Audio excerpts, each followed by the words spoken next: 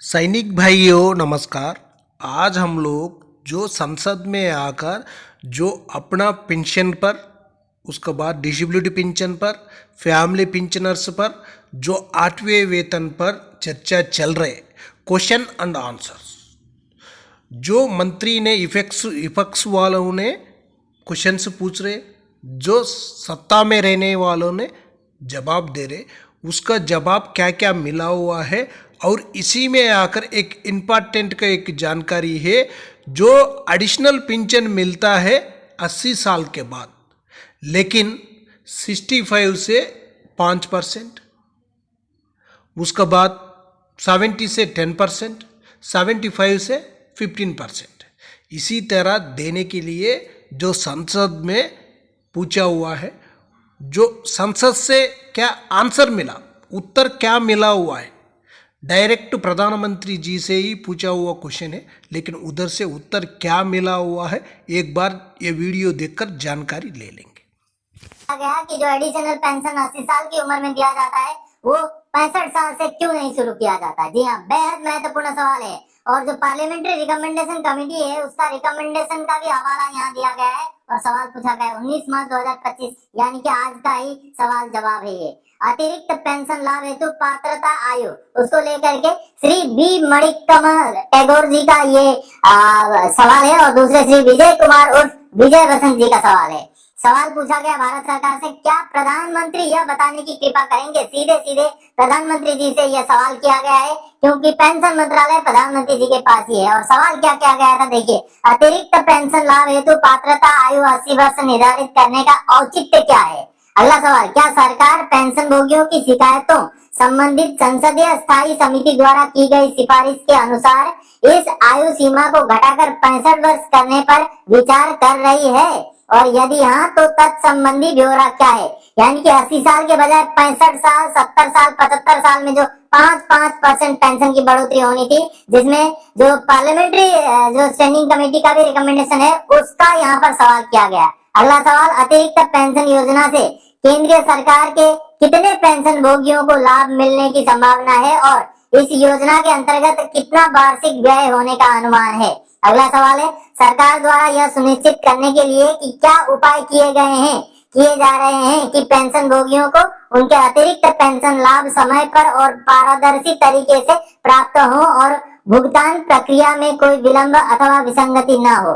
दोस्तों, आए दिन हमने ये देखा है कि बहुत सारे पेंशनर्स ऐसे हैं जिनकी उम्र 80 साल हो जाने के बाद भी उनका एडिशनल पेंशन नहीं शुरू होता है, तो उसी से जुड़ा हुआ ये सवाल है। अगला सवाल है, क्या सरकार राज्य सरकार के पेंशन भोगियों और सेवानिवृत्त कर्मचारियों की अन्य श्रेणियों को अतिरिक्त पेंशन लाभ देने पर विचार कर रही है, और यदि हाँ तो ये लाभ कब तक प्रदान किया जाएगा। और आखिरी सवाल है, अतिरिक्त पेंशन लाभ मुद्रास्फीति के अनुरूप देने और लाभ को बढ़ती जीवन लागत के अनुरूप प्रदान करना सुनिश्चित करने के लिए मौजूदा तंत्र संबंधी मुद्दों को के समाधान हेतु सरकार द्वारा क्या कदम उठाए जा रहे हैं, उसका भी ब्यौरा मांगा गया है। तो देखिए, इतने सारे सवाल एडिशनल पेंशन को लेकर किया गया है, जिस पर जवाब आया है। और देखिए, उत्तर में कार्मिक लोक शिकायत तथा पेंशन मंत्रालय में राज्य मंत्री एवं प्रधानमंत्री कार्यालय के राज्य मंत्री डॉक्टर जितेंद्र सिंह का ये जो है जवाब आया है। और जवाब में क्या कहा गया है, क से लेकर च तक सभी के सभी सवालों के इकट्ठा जवाब है।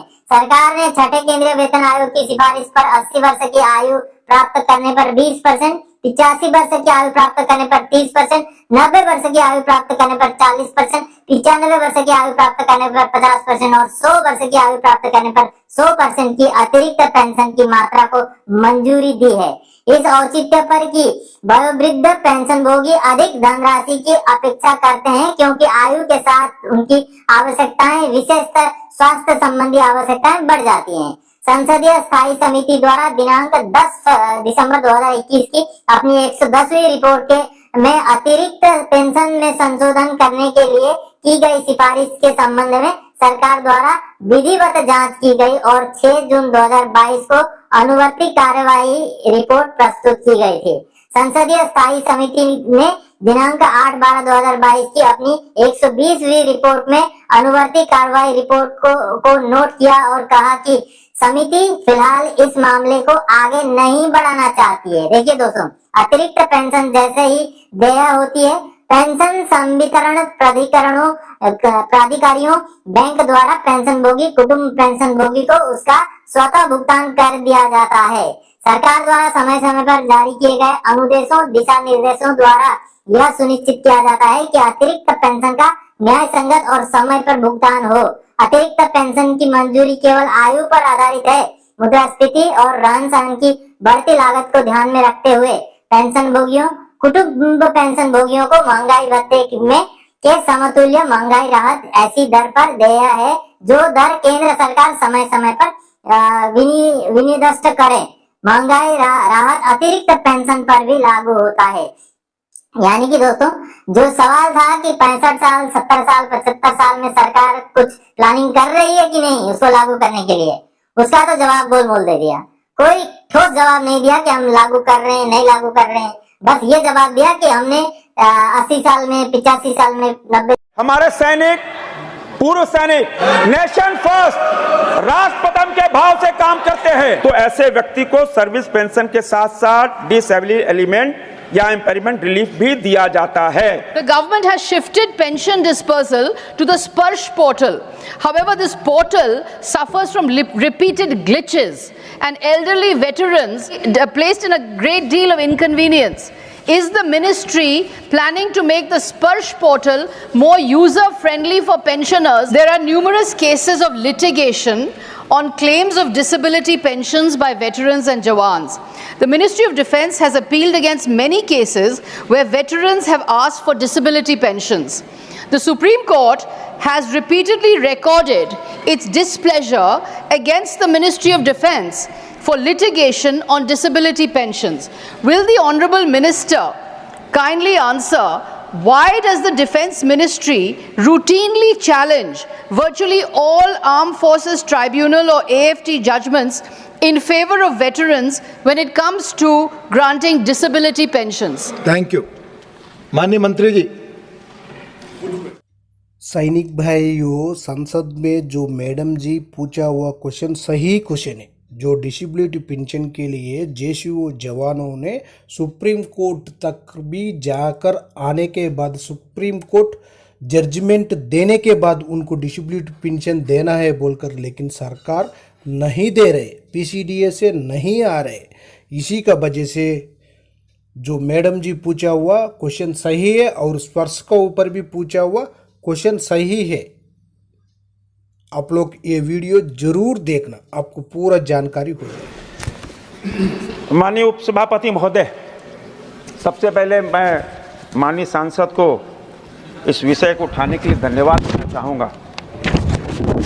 मैं इस प्रश्न के माध्यम से सदन को आश्वस्त करना चाहूँगा कि हमारी सरकार, प्रधानमंत्री नरेंद्र मोदी जी जिनके नेतृत्व में और माननीय रक्षा मंत्री आदरणीय राजनाथ सिंह जी के मार्गदर्शन में पूर्व सैनिकों के प्रति, उनके परिवारों के प्रति, उनके कल्याण के लिए, उनकी हर समस्या सुलझाने के लिए हम कटिबद्ध हैं। डिप्टी चेयरमैन सर, मैं आपके माध्यम से सदन को आश्वस्त करना चाहता हूं कि हम अपने सैनिकों को, उनके परिवारजनों को, उनके कल्याण, सुख सुविधा उसी प्रकार तत्परता से जिस प्रकार हमारी सेना राष्ट्र रक्षा के लिए तत्पर रहती है, हम हमारी आर्म फोर्सेस की आवश्यकता, बुनियादी जरूरतों को पूरा करने के लिए, उनके मान सम्मान स्वाभिमान के लिए मन वचन और कर्म से प्रतिबद्ध हैं। क्योंकि सुनिए, मैं आपका भी जवाब दे रहा हूं, क्योंकि हमारे सैनिक, वेटरन्स, सभापति महोदय, हमारे सैनिक, पूर्व सैनिक, 140 करोड़ देशवासी नेशन फर्स्ट राष्ट्र प्रथम के भाव से काम करते हैं। और तभी अटल बिहारी वाजपेयी जी ने कहा था, ये वंदन की भूमि, अभिनंदन की भूमि है, ये तर्पण की भूमि है, अर्पण की भूमि है। यहाँ की गंगा, यहाँ की नदी गंगा है, यहाँ का कंकड़ संकर है। हम जिएंगे तो भारत के लिए, मरेंगे भी तो भारत के लिए। जो सांसद दीदी ने जो प्रश्न किया है, यदि कोई आर्म फोर्सेस यदि कोई arm forces personal invalid out of service account की डिसेबिलिटी हो, यानी उसने अपने नॉर्मल कार्यकाल के पहले किसी डिसेबिलिटी के कारण मिलिट्री सर्विस से बाहर कर दिया जाता है, वह डिसेबिलिटी और मिलिट्री सर्विस को या तो एट्रीब्यूट हो या एग्रीगेटेड हो, तो ऐसे व्यक्ति को डिसेबिलिटी पेंशन दी जाती है। ऐसे हालात में यदि उस व्यक्ति ने मिनिमम रिक्वायरमेंट पेंशनेबल सर्विस ना भी की हो, उस समय तक की सर्विस को वेटेज देते हुए एक सर्विस एलिमेंट कैलकुलेट किया जाता है और उसकी डिसेबिलिटी को देखते हुए डिसेबिलिटी एलिमेंट कैलकुलेट किया जाता है। इन दोनों एलिमेंट को जोड़कर ऐसे व्यक्ति को डिसेबिलिटी पेंशन देने का प्रावधान है।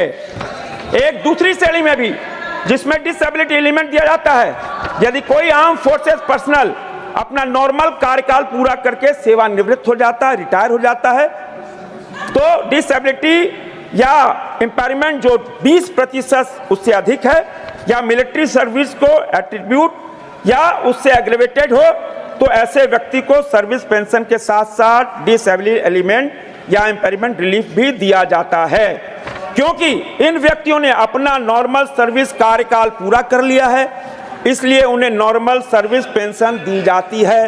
और यदि दी हो तो इस डिसेबिलिटी एलिमेंट भी दिया जाता है, मगर यह ध्यान में रखने की बात है कि डिसेबिलिटी पेंशन नहीं है। इन दोनों प्रोविजनों में well laid out of procedure है और रूल्स है, इन प्रोसीड्योर और रूल्स के अनुसार ही उनको दिया जाता है। धन्यवाद। Second supplementary.